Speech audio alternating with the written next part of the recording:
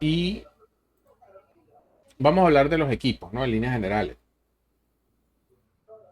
¿Por qué yo menciono los equipos cuando estamos en este curso que son, digamos, facilidades de superficie? Porque evidentemente la transformación ocurre dentro de los equipos, ¿ok? Si no hay equipos, prácticamente no hay transformación.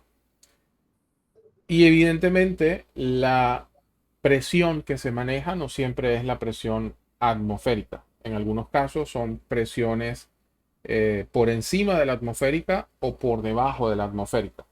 Entonces, cuando tienes un recipiente como este, por ejemplo, pues vemos que hay presiones que van hacia afuera, que tratan en todo caso de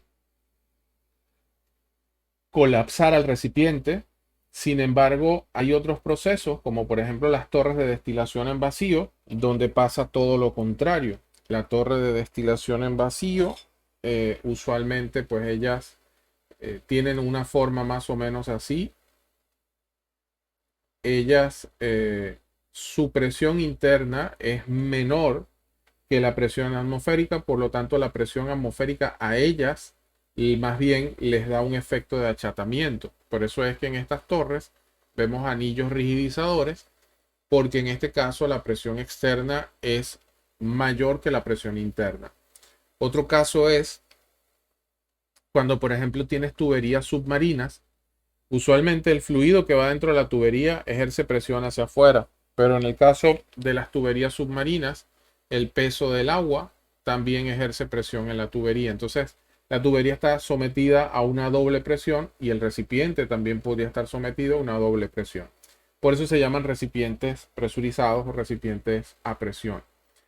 Evidentemente una cosa es lo que nosotros vemos en los planos de procesos, que es lo que tú decías hace un ratito, porque en los planos de procesos está el recipiente, están las válvulas, pero cuando vas a ver el recipiente realmente no es así, porque aquí no hay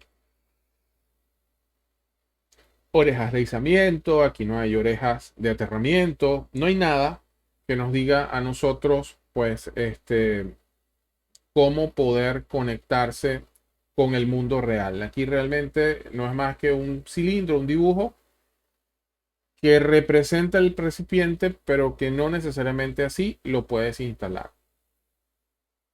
Si yo necesito revisar información acerca de lo que son recipientes a presión, en este caso nosotros deberíamos ir a el código ASME y en este caso este código es para calderas y recipientes a presión. Dentro de ese código existe una sección que es la sección 8 y dentro de esa sección existen tres divisiones. ¿Ok? Vas a ver con mucha frecuencia que hablan de código ASME sección 8 división 1, código ASME sección 8 división 2, código ASME sección 8 división 3. Pero ya cuando hablan de división 2 y división 3 estamos hablando de casos especiales. Lo que típicamente sucede es que nosotros prácticamente siempre vamos a trabajar con división 1. Eh, el cambio de división va en función de la presión. No recuerdo si son algo así como 2.200 libras para pasar de división 1 a división 2. Entonces, acá es donde está, donde yo debería revisar si tengo que trabajar con recipientes a presión. Todo lo que yo tenga dentro de un recipiente se va a conocer como interno. Y por otro lado, hay recipientes para el proceso, para modificar el proceso, y hay recipientes para simplemente almacenar, como es el caso de estas esferas del LNG, donde eh, lo ideal sería que los recipientes a presión fueran esferas. En la esfera, la distribución de esfuerzo es mucho más uniforme. Sin embargo, construir una esfera es muy costosa. Entonces, solamente usas esferas cuando realmente lo requieras. Del resto, es más fácil construir un recipiente a presión cilíndrico. Casi todos los recipientes poseen lo mismo. En este caso, pues soportes. Por eso aquí ya empieza la diferencia entre lo que nosotros vemos en el PNID y lo que vemos en la vida real. Porque en el PNID sí tiene que estar soportado. En este caso tengo también un cuerpo de recipiente y tengo un cabezal. El cabezal termina siendo un par de tapas, pero esas tapas, dependiendo la presión también y dependiendo el material, no siempre tienen esta forma. Hay materiales, algunos cabezales son elípticos, algunos materiales son esféricos, perdón, algunos cabezales son esféricos, y hay una combinación de ambos que se llaman toriféricos. Entonces, cuando tú vas a modelar dentro de, por ejemplo, CADWorks Plan, un recipiente, ¿qué es lo que suele suceder? Que CADWorks te muestra un recipiente genérico y te muestra una ventana con un poco de información que tienes que incluir. Entonces, dentro de esa información te pregunta alto del recipiente, tipo de cabezal, altura de la boquilla, cuántas boquillas son. Entonces, prácticamente tú lo que haces es construir esto dentro del software. Pero hay que saber exactamente qué tipo de aditamento se le va a colocar a esto que tenemos acá. No todos los recipientes son horizontales, hay unos que son verticales y aquí también esto te podría ayudar a modelar si en algún momento lo tienes que hacer. Porque en este caso, este soporte que yo estoy poniendo es un soporte para un recipiente horizontal, pero también hay unos soportes tipo piernas como estos, sobre todo cuando son recipientes pequeños, y hay soportes tipo faldón o tipo skirt como este que tengo acá. De hecho, creo que tengo una foto por aquí. Bueno, más adelante te muestro la foto, pero para que veas exactamente cómo son estos soportes de tipo falda. En este caso, este también está sobre falda, esto es un reactor y tiene, acá en este caso, se está mostrando lo que son los internos como tal del recipiente. Los recipientes usualmente se miden desde el punto de soldadura hasta el punto de soldadura acá. Porque esta área que tienen acá, que suele ser más pequeña, despreciable o que no es tan fácil de calcular, cuando van a hacer cálculos suelen estimar que el recipiente es un cilindro perfecto. Y aquí es donde tú ves que muchas veces uno de los datos que te piden para los recipientes a presión es la longitud tangente-tangente. La longitud tangente-tangente es la distancia que hay desde aquí hasta acá. ¿Ok? Entonces, sin considerar la altura que tiene el recipiente. Evidentemente, la conexión que existe entre el recipiente y las tuberías son las boquillas, pero no necesariamente las boquillas son para conectarse con otra tubería. A veces es para conectarse con otro recipiente también. Ya vamos a ver un ejemplo. Y cuando yo me acerco a ver una boquilla, yo me doy cuenta que la boquilla aquí realmente está hecha con soldadura y aquí también está soldada una brida. Este espacio de acá, esto es lo que se conoce como el cuello de la boquilla. Entonces, esto no siempre tiene la misma longitud, pero usualmente hay que buscar la práctica porque algunas prácticas te dicen al menos un diámetro, al menos 1.5 veces el diámetro, si es hasta 2 pulgadas, al menos 2 diámetros. Entonces, esta longitud de aquí es variable y es la que nos va a permitir a nosotros pues construir la boquilla. ¿Por qué se hacen boquillas más largas, boquillas más cortas? Porque en algunos casos, por ejemplo, yo necesito introducir un instrumento y aprovecho la longitud de la boquilla para introducir ese instrumento sin que llegue más adentro de lo que se necesita. Eh, Como te decía, una cosa es ver los recipientes dentro de un PNID y otra cosa es ver los recipientes así como los tenemos acá, que en este caso pues es como se ven en la vida real. Que Donde, quédate tranquilo que los veo todos los días de mi vida, los veo. bueno, entonces, Sí, sí, los veo mucho. bueno, esos están allí, pero son muy interesantes realmente, ¿no? Acá, Pero igual tengo una consulta. A ver, ajá, recipientes de alta presión es como muy amplio. Incluso me pasa en la empresa que le digo, che, ¿qué es esto? Y me dicen, no sé, y podría llegar a ser parece ser un colector. Es como que eh, la única manera de saber qué es viendo el tag en algún lado. claro, ¿qué es lo que sucede? Lo que sucede es que dependiendo la función que ellos tengan, de hecho, cuando veamos la parte de compresión, te lo voy a mostrar, pero si el recipiente es así y el recipiente su función es separar el gas por un lado y el crudo por el otro, entonces hablas de que el recipiente es un separador. Pero en todo caso, separador. Pero en todo caso, a veces tú tienes unos recipientes que son solamente que entra gas y lo único que tú estás buscando es que internamente a través de un demister salga gas seco. Entonces, estos muchas veces se colocan en la entrada de los equipos y uno dice, bueno, entonces este es un scrubber. Eh, el mismo recipiente a presión, si yo lo tomo y le meto adentro una tubular, entonces es un intercambiador de calor. Si ese recipiente me sirve para cazar baches a la entrada de la planta, entonces yo hablo que ese recipiente es un elute catcher. ¿Ok? Y está el otro caso que no recuerdo si lo mencionamos la clase pasada, pero entonces si está la salida ya de la planta antes de llegar al flare o antes de llegar a la estaca de venteo, entonces ese recipiente se conoce como un KOD o un knockout room. Pero al final todos terminan siendo recipientes. Cuando tú vas a diseñar el recipiente, tú calculas dos cosas, o mejor dicho, en función de la presión de operación y la presión de diseño, lo que calculas es el espesor de la plancha que va a soportar los esfuerzos y adicionalmente calculas todo lo que son las boquillas que van a tener. Entonces, realmente recipiente es uno solo. El nombre que le dan se lo dan en función, valga la redundancia, de la función que tiene. Otra de las cosas es Perfecto. que son equipos paquetes. Por ejemplo, este que vemos acá, este está montado sobre un skid. Muy probablemente este recipiente yo lo puedo levantar completo. Y en ese caso yo estoy hablando de un package, ¿ok? Package, porque es un recipiente que tiene unas bases, pero además su base está sobre una base metálica y yo puedo levantar el conjunto completo. Ya te voy a mostrar unos. Por ejemplo, estos no los puedo levantar completos. Estos tengo que desarmarlos si tuviera que cargarlos. Fíjate acá. Acá cuando tú vas a hacer el montaje de un recipiente, lo primero que normalmente se hace es una preparación de la fundación.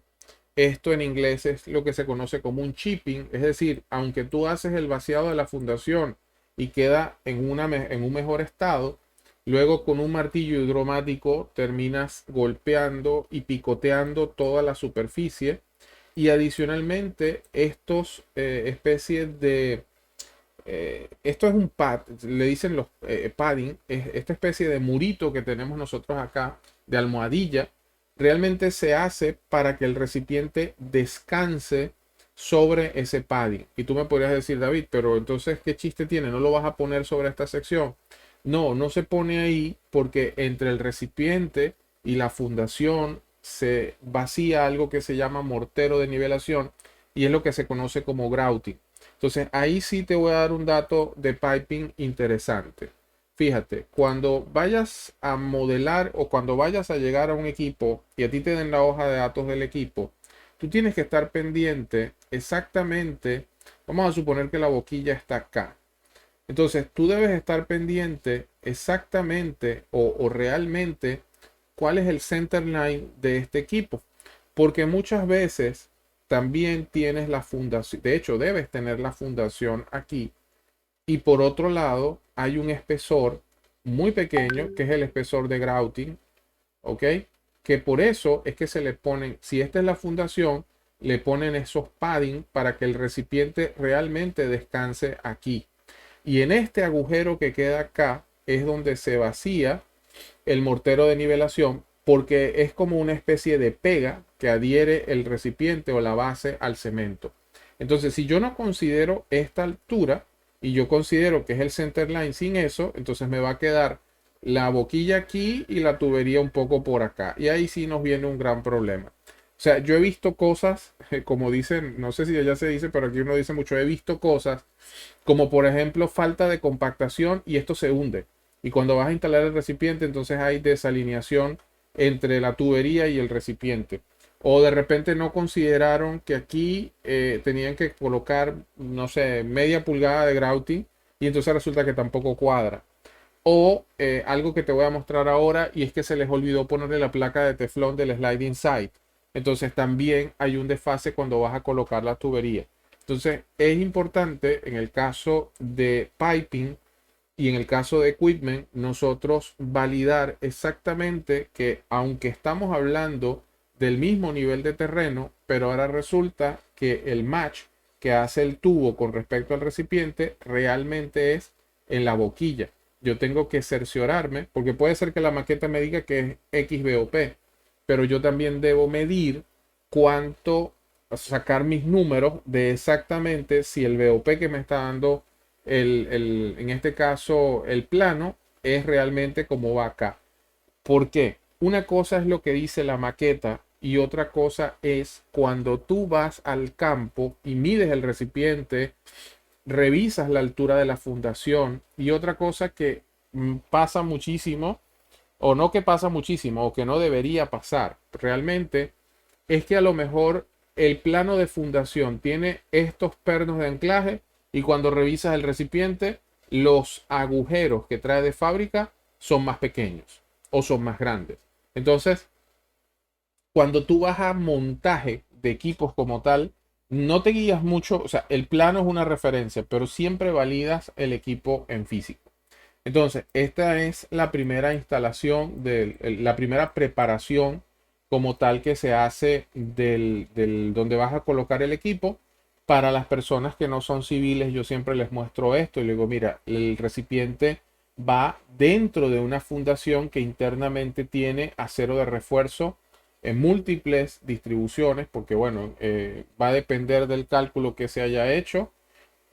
Así se encofra una fundación y adicionalmente aquí está el acero de refuerzo donde luego se va a vaciar concreto, quedando algo como esto que tenemos acá. Entonces, esto es importantísimo porque la colocación de los pernos de anclaje, si te equivocas, simplemente el equipo no va a calzar allí.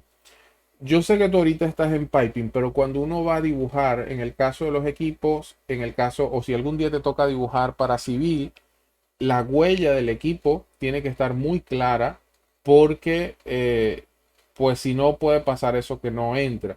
Y luego empiezan en campo a darle martillazos a los pernos, empiezan a alarlo con un chain block y empiezan a hacer cosas que no son, simplemente para forzar el equipo y que entre hasta allí. El soporte que clásicamente le vemos a los recipientes a presión, que son los tipos saddle, este soporte es el que comúnmente vemos y el que se coloca sobre la fundación. Esto era lo que quería mostrarte hace un ratito. Fíjate, y aquí es donde puede venir el error entre piping y equipment. Este espacio que queda acá es el que se rellena con mortero de nivelación, pero en los recipientes que tienen expansión de calor se coloca, aparte de lo que es el mortero de nivelación, también se coloca una plancha de deslizamiento. Y tu pregunta sería, ¿por qué? Bueno, porque resulta, te voy a explicar primero el fenómeno y después vemos qué es lo que pasa, que si este recipiente, vamos a suponer que este es un recipiente y tiene esta forma. Si existe un cambio de temperatura, un delta T, y este recipiente está fijo en alguna parte, él va a tratar de crecer hacia algún lado, pero tú no sabes hacia dónde va a crecer. Y si está fijo, puede ser que sea hacia allá o sea hacia acá, no lo puedes controlar. Entonces, ¿qué es lo que hacen? Lo que hacen es que le fijan una pata y en ese caso esto es el fixed site. ¿Okay? De hecho, esto lo vamos a ver en los planos de tubería porque esto se señala en los planos de tubería. Y del otro lado se deja un soporte que tiene cierto juego y ese se conoce como sliding site. Entonces, ese lado deslizante, la única diferencia que tiene con este es que los agujeros son así y de este lado los agujeros son así. ¿Para qué? Para que cuando yo coloque un espárrago o un perno de anclaje, este perno de anclaje tiene cierta holgura, permitiendo que si el recipiente se expande por diferencia de temperatura, él se va a mover solamente en la dirección que tiene libre. Fíjate, te voy a mostrar una fotografía acá, donde esto es lo que se conoce como agujero chino, agujero ovalado. sliding side o como le quieran decir, ¿no?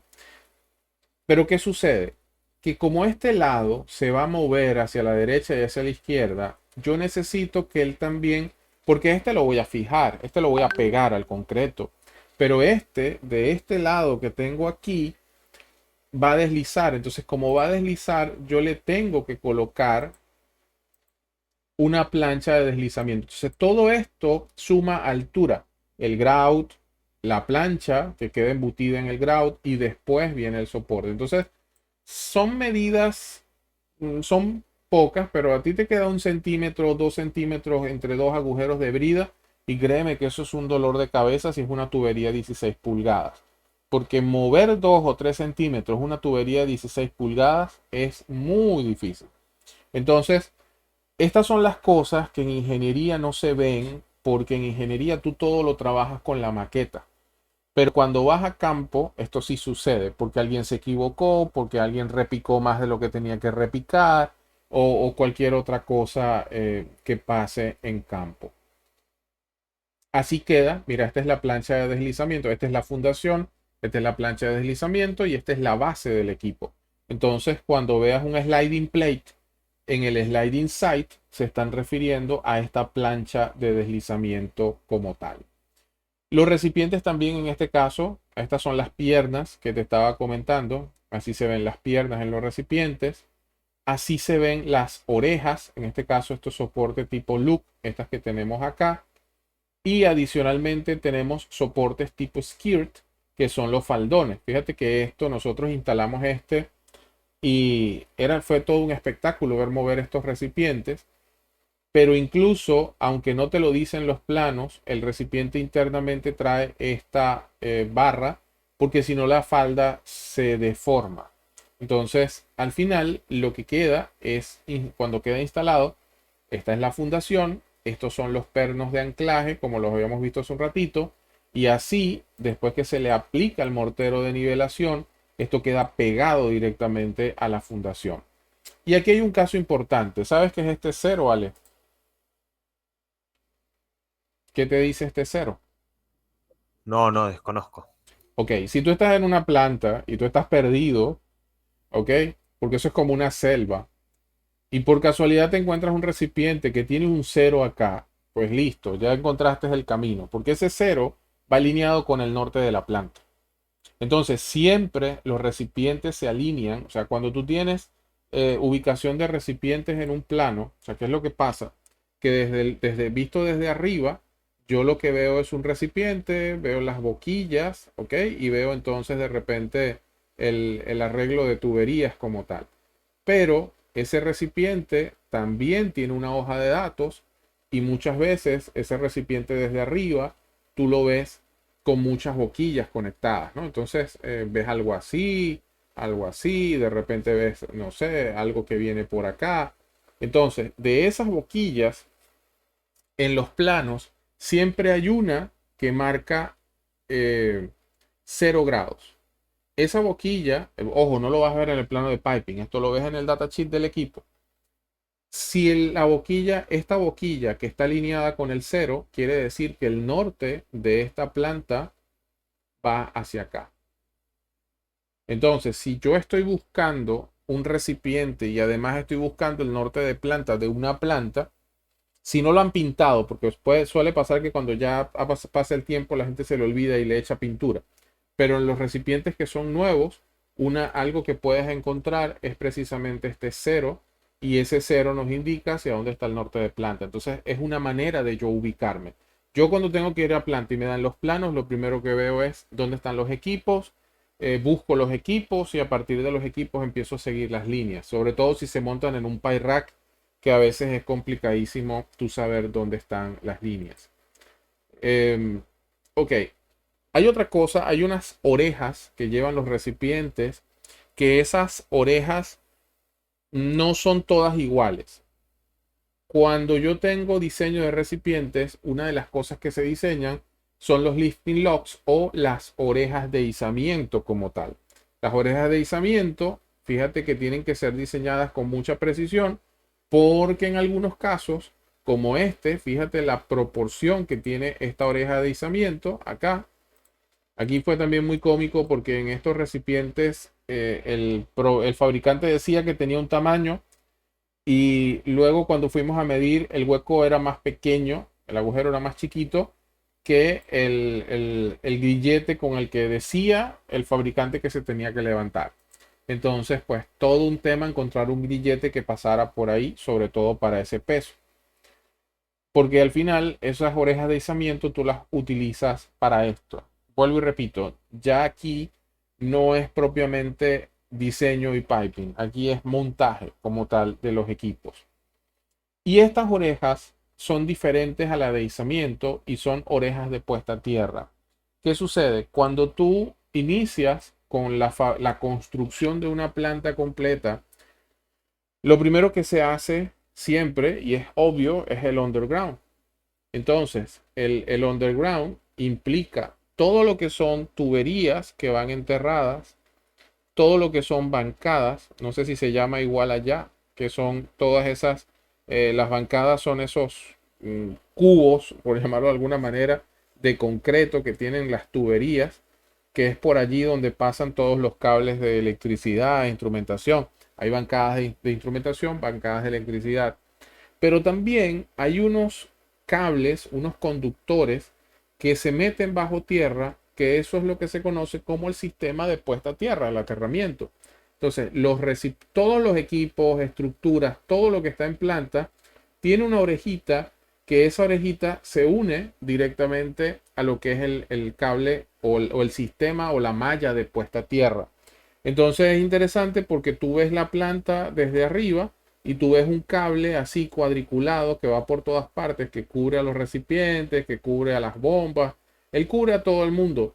Y al final todos ellos están aquí, están conectados a ese cablecito.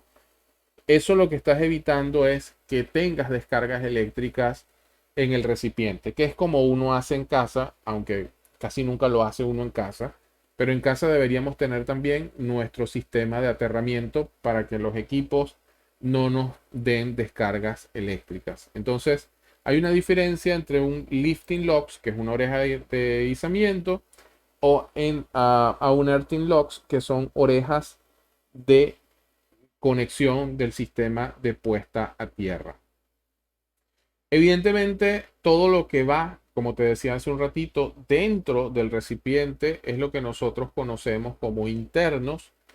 Y adicionalmente, esos internos pueden ser de diferentes formas. Creo que esto ya te lo había mostrado la clase pasada, donde pues algunos se utilizan para lo que es deshumidificar el gas y otros se utilizan para quizás en algunos, casi todo, para generar una mayor separación entre el gas y el líquido. Esto ya lo habíamos visto la clase pasada. Y aquí Sí, sí, lo vimos. te había mostrado este también que era sumamente extraño, que esto es una tecnología propia de Sulzer. ¿Okay? Esto también te lo había mostrado y aquí habíamos visto los recipientes de tipo separadores trifásicos. Habíamos hablado también de los slug catchers como opciones de recipiente y habíamos hablado también de los filtros. En resumen, aunque nosotros veamos solamente el recipiente tiene base, pernos de anclaje, estructuras, orejas de izamiento, bocas de inspección, conexiones a instrumentos, entre otras cosas.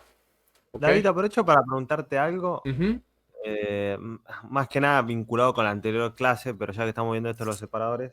ujú. Viste que la semana pasada vos me habías explicado que estaba lo que es el separador de prueba, Ajá. justamente para realizar prueba, ¿no? Ujú. Eh, pero también me habías comentado que en la estación de recolección se hacía prueba. Entonces, ¿cuál es la diferencia entre una y la otra? No, no. Lo que pasa es que puede ser, puede ser. De hecho, la estación de recolección usualmente no debería ser para nosotros, o sí porque tenemos una válvula multipuerto, sí tengo un cabezal de prueba, pero recuerda que cuando nosotros, a medida que, o sea, ¿qué pasa? Tú vienes de un pozo, el pozo está aquí, luego vas a una estación de recolección, luego vas por acá a una estación de flujo. Entonces, todos son sistemas. Yo puedo probar el pozo aquí, puedo probar qué me está llegando acá, puedo probar qué está pasando acá, porque a lo mejor estoy pasando arena de aquí para acá. Eh, Tienen diferentes, o estoy por alguna razón mezclando otra cosa, resulta que tengo mayor grado de H2S cuando llego aquí. Yo no soy experto en esas pruebas. De hecho, estaba hablando con una profesora de petróleo hace una semana para ver si damos un curso en conjunto, porque ella sí tiene todo el panorama de los tipos de pruebas que se ejecutan. Entonces, en ese caso, sí se toman botellas. Cuando digo tomar botellas es porque literalmente sacan una botella de crudo, la llevan al laboratorio y le hacen un muestreo. Pero yo sé que los ingenieros en petróleo, ellos dependiendo el punto donde toman la muestra, ellos les interesa algo, bien sea contaminantes, bien sea proporción gas crudo, puede ser que en la distancia tienes alguna mezcla y resulta que no es igual lo que estás obteniendo aquí que lo que estás obteniendo en otro sitio, porque a pesar de que se ve cerca, estamos hablando de kilómetros de distancia. Entonces siempre tengo esos sistemas de prueba y sistemas de producción, ¿ok? En el Perfecto. caso de las válvulas multipuerto, el sistema de prueba es una tubería, pero en el caso ya de las estaciones de flujo, yo tengo incluso un separador de prueba. Entonces aquí yo puedo probar qué está saliendo, qué se está separando. Fíjate que aquí la separación, la prueba es de todo lo que viene del pozo, aquí en la estación de recolección. En la estación de flujo, la prueba es de lo que separaste, de cuánto separaste del gas y cuánto separaste del crudo. Entonces, la muestra que tomas aquí es solamente de una de las fases del fluido. La muestra que tomas acá es de cómo viene directamente del pozo. Y también tomarás una muestra aquí directamente en el pozo. Entonces, por eso es que los petroleros tienen sus puntos donde tomar eso allí. ¿Ok? Yo Perfecto. voy a ver si consigo una cromatografía para que veas lo que ellos, porque ellos chequean porcentaje de, es así, ¿no? La cosa como igual como la química orgánica. Ellos chequean metano, etano, propano, butano, y de ahí entonces viene isobutano, pentabutano, vienen otras cantidades de compuestos. Después vienen los contaminantes. Entonces, si tiene CO2, si tiene H2S, si tiene... Así son las cromatografías. Entonces, todo esto debe sumar 100%. Pero yo recuerdo una vez estando de pasante que alguien, estos son partes por millón o partes, me dice una persona, me dice, eso no debe pasar de 7. Y vengo yo con mi cromatografía y se le enseño y le digo, esta fue la que me dieron. Y la cosa decía como 14. Lo cual fue una alarma porque si un pozo inicialmente tenía 7 ppm y ese pozo con el tiempo empieza a tener 14, ese es un pozo que ya se volvió corrosivo. Entonces, evidentemente va a dañar los revestimientos y va a dañar el espesor de la tubería. Y lo que te pone en alerta es que ya esa tubería que tú habías estimado para 10 años, pues ahora a lo mejor te va a durar solamente 5. ¿Ok? Entonces, por esa razón, esta es una de las tantas razones por las cuales se hace esto. Otra de las cosas es que dependiendo de lo que tú produzcas, si es metano, si es etano, si es butano, cada uno de estos componentes tienen su propia aplicación. Entonces, unos son más caros que otros, unos vale la pena sacarlos y otros no. Entonces, si un pozo está produciendo más de uno que de otro, a lo mejor dices, no, ya no vale la pena seguir produciendo con ese pozo y simplemente pues páralo y ciérralo. Es por eso que se hacen esas pruebas, entre otras cosas. ¿Ok? Bien, entonces como tú me dices que esto los habías visto, evidentemente pues esta es la diferencia de uno con respecto a otro. Eh, ¿Qué sabes de intercambiadores de calor? ¿Qué te ha tocado ver de intercambiadores de calor?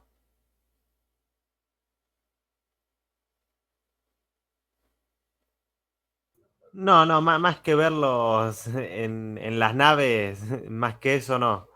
Ok, listo. Bueno, fíjate, los intercambiadores de calor yo los menciono porque también son recipientes a presión, pero dependiendo su forma, van a tener algunas características particulares. Si yo quisiera saber o tengo que modelar un recipiente de estos, un intercambiador de calor, la norma que lo rige es API 660, ¿ok? O hay una norma también que se llama HTRI, en ese caso la podrías buscar y la HTRI tiene información acerca de cómo construyo un recipiente. ¿Qué es un intercambiador de calor? Un intercambiador de calor no es más que un recipiente donde un fluido se mezcla con otro, pero no, o sea, se cruza con otro, pero no se mezcla. La pregunta es, ¿y cómo sucede? Bien, cuando nosotros vemos esto, en este caso, yo veo que el fluido amarillo entra por acá, luego a través de estos tubos pasa por aquí, llega acá, se devuelve y luego pasa hacia este lado. El fluido este que es como color rosado que tenemos acá, este entra por la parte de afuera de los tubos, baña a los tubos y hace esto.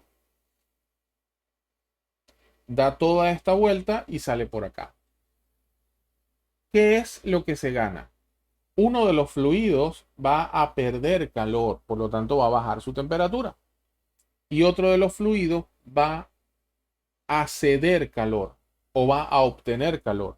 Por lo tanto, probablemente aumenta su temperatura. Entonces, quizás yo necesito calentar un fluido y necesito enfriar otro, como por ejemplo aceite, y en este caso mezclo uno con otro. Por eso es que si vas a diseñar, en el caso de piping, si vas a diseñar conexión con intercambiadores de calor, pues tendrás 4 tuberías. Una de salida y una de entrada del fluido caliente, una de salida y una de entrada del fluido frío. Y la pregunta podría ser, ¿y todos son iguales? Mira, no, hay unos intercambiadores que son diferentes. Todos los intercambiadores lo que sí tienen es una parte frontal, un cuerpo y una parte trasera. Y esto va a depender también de el tipo de fluido que estés manejando. Si el fluido es más sucio, si el fluido podríamos nosotros tener, si hay vibración, entonces en función de eso las características internas del recipiente son totalmente diferentes. El haz tubular que podríamos tener dentro de los recipientes es como este que ves acá y te das cuenta que no solamente son los tubos, sino que son una serie de, en este caso, rigidizadores para que podamos nosotros, para que esto se pueda mantener estable realmente. De la misma saga de los intercambiadores de calor, también tenemos a los FinFan Coolers, donde estos son recipientes, perdón, ya no son recipientes a presión, ya terminan siendo intercambiadores de calor de otro estilo, pero esto los usamos muchísimo dentro de plantas de producción de crudo. Cuando yo necesito, en el caso del gas, bajarle la temperatura. La norma que rige el diseño de estos equipos es API 661 y aquí estos equipos tienen algunas desventajas. Si yo estos equipos, habría que ver si los usan en Argentina, porque estos equipos, si yo los coloco en altura o si los coloco donde hace frío, no hacen su trabajo, porque ellos hacen su trabajo o enfrían en función de la temperatura ambiente, pero si la temperatura es demasiado fría, a lo mejor más bien logro es condensar demasiado el fluido. Entonces, son muy sensibles a la temperatura ambiente, son muy sensibles a los cambios de estaciones, porque ellos no son más que un ventilador que evidentemente está girando, la corriente de aire pasa a través del haz tubular y ocurre un enfriamiento. ¿Por qué se llaman FinFan Coolers? Bueno, porque los tubos, estos que tenemos acá, cuando yo me acerco, son unos tubos que tienen unas aletas, de ahí la palabra fin. Este tubo suele ser de acero y por otro lado estas aletas suelen ser de aluminio. Entonces eso ayuda con la transferencia de calor, generando aquí, fíjate que además no son aletas planas, sino que tienen también unos agujeritos, porque eso hace que el aire fluya de mejor forma acá. Y el haz tubular como tal es esto que tenemos aquí. Entonces el aire pasa a través de esos tubos generando un enfriamiento, ¿ok? Genera enfriamiento del fluido que está dentro de esas tuberías. Para que el ventilador se mueva, evidentemente le tenemos que colocar un motor. O sea, por lo tanto, este es un equipo que podría llamarse estático, pero también posee partes rotativas. Y ese motor, en este caso este FinFan Cooler, nosotros lo habíamos desarmado para poderlo subir. Y aquí es donde entra el aire o para mantener el aire como tal, se utiliza esta estructura que se conoce como plenum. Eh, Todo equipo que nosotros vayamos a colocar dentro de una planta debe tener también lo que se conoce como nameplate. Esto es lo que nos va a identificar cada equipo dentro de planta. Es importante saberlo, ¿ok? Y esta es la dirección como tal del aire a través del ventilador. Algunos utilizan correas, algunos no. Va a depender del diseño de cada uno de los fabricantes. En algunos casos, si el aire, fíjate que en este caso primero el aire choca con el ventilador y después pasa a través de las tubular, y esto es lo que se conoce como tiro forzado. Y en este caso el aire primero pasa por el tubular y después por el ventilador, y esto es lo que se conoce como tiro inducido. Ya para concluir con este capítulo de los equipos de procesos, el otro equipo que nosotros tenemos dentro de instalaciones para producción de crudo, evidentemente son los tanques, ¿ok? Entonces, los tanques per se en el área del oil and gas suelen ser basados en la norma API 650. Los tanques para ti como diseñador de piping también son interesantes porque a ti te interesa saber exactamente dónde están las boquillas, porque es allí donde uno como diseñador se conecta. Y hay algo interesante. Los tanques tienen, a pesar de que alguien te diga, cuando una persona te diga que un tanque tiene 10.000 barriles, eh, seguramente de esos 10.000 solamente se utilizan 7, se utilizan 6.500. Y tú podrías decir, bueno, pero ¿para qué hicieron uno más grande? Pues simplemente porque existe un área acá que nunca vas a poder sacar, que es lo que se conoce como el imbombeable. O sea, sí la puedes sacar, pero para sacarla tienes que sacarla por aquí abajo. Porque las boquillas, tú no puedes pegar una boquilla del piso, sino que las boquillas siempre van a tener una altura mínima, porque además tienen un refuerzo aquí. Entonces, esta altura siempre es clave cuando yo voy a desarrollar piping, porque yo necesito saber cuál es la boquilla más baja que tengo acá. Entonces, a partir de aquí es que viene lo que se conoce como el networking capacity, que es la capacidad real que tiene ese tanque, y adicionalmente tampoco pegas la parte de arriba con el techo, sino que dejas una sobreprotección, lo que es el overfill protection. En ese caso, esa protección extra es para si existe alguna posibilidad de derrame, este espacio todavía te da tiempo para actuar. Y el techo también tiene una pequeña separación de la superficie hasta aquí por un tema de sismo y movimientos telúricos. Sin embargo, cuando el fluido es volátil, como es el caso del oil, del petróleo, de la gasolina, se utilizan, aquí es donde empezamos a utilizar, estos son los techos normales, aquí empezamos a utilizar lo que se conoce como cubierta interna flotante. La cubierta interna flotante son estas, aunque el techo es el de afuera, pero se le ha colocado una pequeña plancha acá que sube y baja con el fluido, que si te das cuenta, estos círculos amarillos que tienes acá también son unos sellos, y eso que se tiene allí lo que evita es que no merme la cantidad de líquido, porque en ese caso el líquido tiende a evaporarse. Entonces, como no hay espacio para evaporarse, en teoría tú puedes preservar un mayor tiempo el fluido que está contenido dentro del tanque. Hay otros tanques que ya el techo en sí mismo no es tanto la capacidad de escaparse, que él construye un techo flotante, y esto es, bueno, ya por eso que quiero diferenciar techo fijo, estos que están aquí, ¿ok? Un techo fijo para almacenar agua, almacenar cualquier otra cosa. Hay unos techos que se conocen como techos de domo geodésico, que son estos que tenemos acá, sobre todo cuando tenemos presencia de H2S en la superficie del fluido, que puede atacar el acero o el carbono. Tienes estos que te acabo de mencionar, que son cubiertas internas flotantes, y adicionalmente tienes estos que suben y bajan con estos que llaman pontones, que son como unos flotadores, ¿ok? Y evidentemente estos que tienes acá ya no son API 650, son tanquecitos de combustible, pero los quise mencionar porque pues podríamos pensar que todos los tanques son API 650 y realmente para que sea API 650 tiene que cumplir ciertas características, como por ejemplo tiene que estar sobre una fundación de concreto. Acá pues esta es otra de las razones por la cual siempre va a haber un imbombiable. Fíjate esta boquilla, yo no puedo pegar esta boquilla al piso. Hay una altura mínima que tiene esta boquilla desde acá. O sea, si yo le coloco un center line aquí, ella siempre va a tener una altura desde el piso hasta acá y un refuerzo.